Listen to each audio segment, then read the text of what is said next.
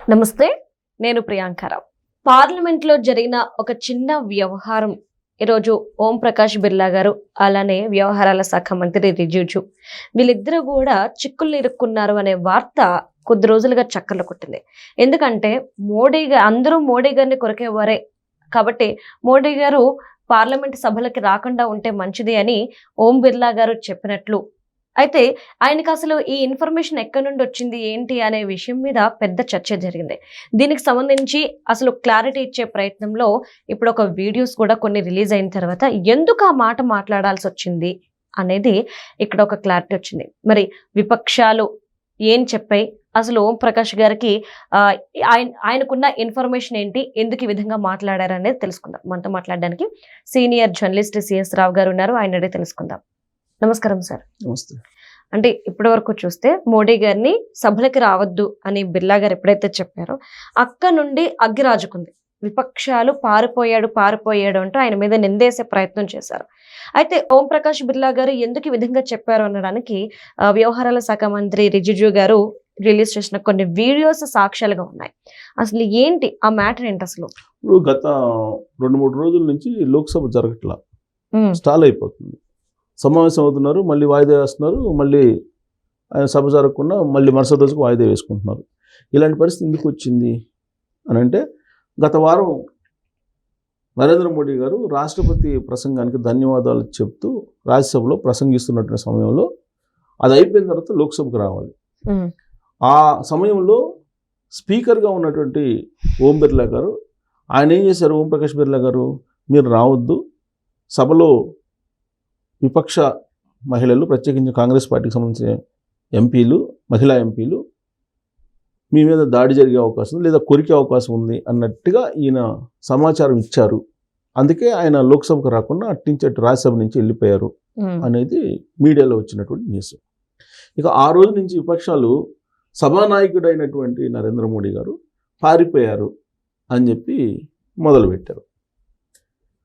సరే, ఆ సందర్భంగా ఇప్పుడు పార్లమెంటరీ వ్యవహారాల శాఖ మంత్రిగా ఉన్నటువంటి రిజిజు గారు ఇంపార్టెంట్ ఈ మొత్తం రోల్లో. ఎందుకంటే సభ అదుపు తప్పినప్పుడు స్పీకర్కి ఎంత బాధ్యత ఉంటుందో ఇక్కడ పార్లమెంట్ వ్యవహారాల శాఖ మంత్రికి కూడా అంతే బాధ్యత ఉంటుంది. అయితే ఈ లోపుగా జరిగినటువంటి పరిణామం ఏంటి, ఓం ప్రకాష్ బిర్లా గారి మీద అవిశ్వాస తీర్మానం పెట్టారు విపక్షాలు. సో దాంతో ఆయన ఏంటి, నా మీద అవిశ్వాస తీర్మానం పెట్టారు కాబట్టి నేను సభకు రాను, మొత్తం అవిశ్వాస తీర్మానం మొత్తం అయిపోయేదాకా నేను సైడ్ ఉంటాను, అవిశ్వాస తీర్మానం అయిన తర్వాత అది అవిశ్వాస తీర్మానం వీగిపోద్ది, ఎలాగో వీగిపోతుంది, అప్పుడు నేను టేకప్ చేస్తాను అన్నట్టుగా ఆయన ఏదో నైతికంగా మాట్లాడారని చెప్పి తెలుస్తుంది. ఆ కారణం చేత ఇప్పుడేంటి, రిజిజు గారు ఏం చేశారంటే అసలు ఏం జరిగింది, అసలు స్పీకర్ గారు ఇచ్చినటువంటి ఆ ఇన్ఫర్మేషన్ కరెక్టా కాదా అనే దాని మీద మొన్న ఒక వీడియో రిలీజ్ చేశారు. ఇవాళ తాజాగా ఇంకొక వీడియో రిలీజ్ చేశారు.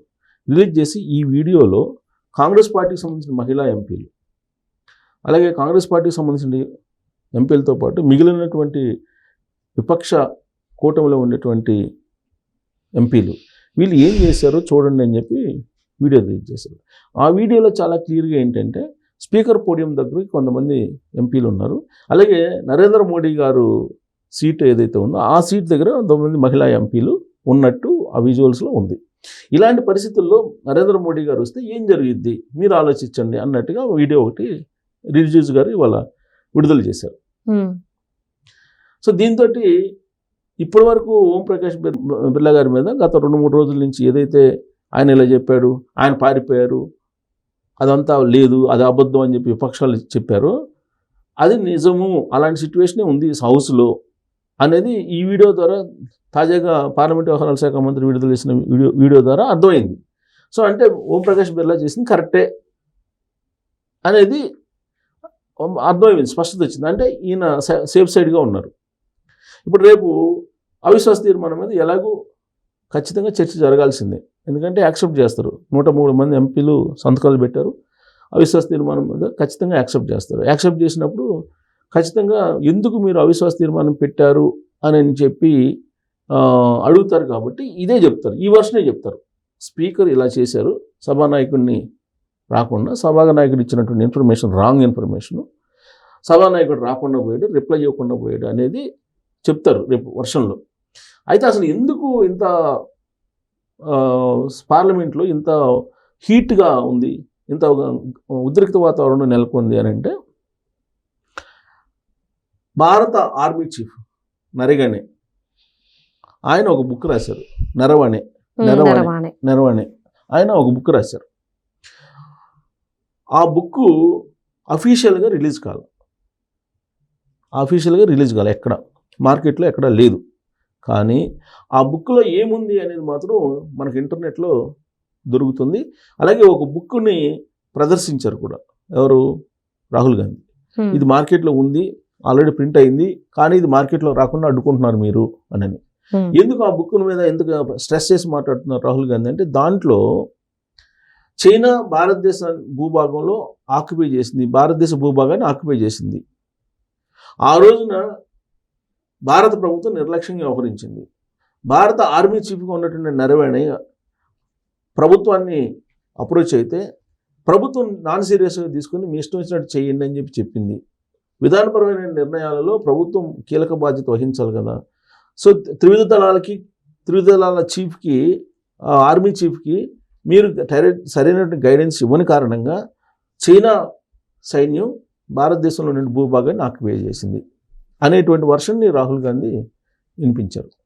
సో ఆ కారణం చేత వీళ్ళు బీజేపీకి సంబంధించినటువంటి ఎంపీలు, అలాగే విపక్షాలకు సంబంధించిన ఎంపీల మధ్య గత కొన్ని రోజులుగా వాద ప్రతివాదాలు జరుగుతూ ఉన్నాయి. ఈ లోపుగానే మళ్ళీ ఇంకోటి వచ్చింది, ఏంటి, అమెరికాతోటి ట్రేడ్ డీలు. ఇది భారత్లో ఉండేటువంటి రైతులకి ఇబ్బందికరమైన డీలు. అమెరికా అధ్యక్షుడు ట్రంప్కి ఈయన భయపడిపోయాడు, ఎప్స్టీన్ ఫైల్స్లో ఈయన పేరు కూడా ఉంది అని చెప్పేసి ఒక వర్షన్ కూడా తీసుకొచ్చారు. సో దీంతో లోక్సభ ఆల్మోస్ట్ జరగట్లేదు. సో అవిశ్వాస తీర్మానం మీద చర్చ జరిగి దాని మీద ఒక ఒపీనియన్కి వచ్చిన తర్వాత దీనికి ఒక క్లారిటీ వచ్చేటువంటి అవకాశం ఉంది. సో ప్రస్తుతానికి అయితే స్పీకర్ అయితే సేఫ్ సైడ్లో వెళ్ళిపోయారు తాజా వీడియోతోటి. ఇది నెక్స్ట్ చర్చ జరగాలంటే కనుక అవిశ్వాస తీర్మానం అయిపోయి నెక్స్ట్ మళ్ళీ పార్లమెంట్లో జరిగితే తప్ప దీనికి పరిష్కారం రాదు. Thank you so much sir.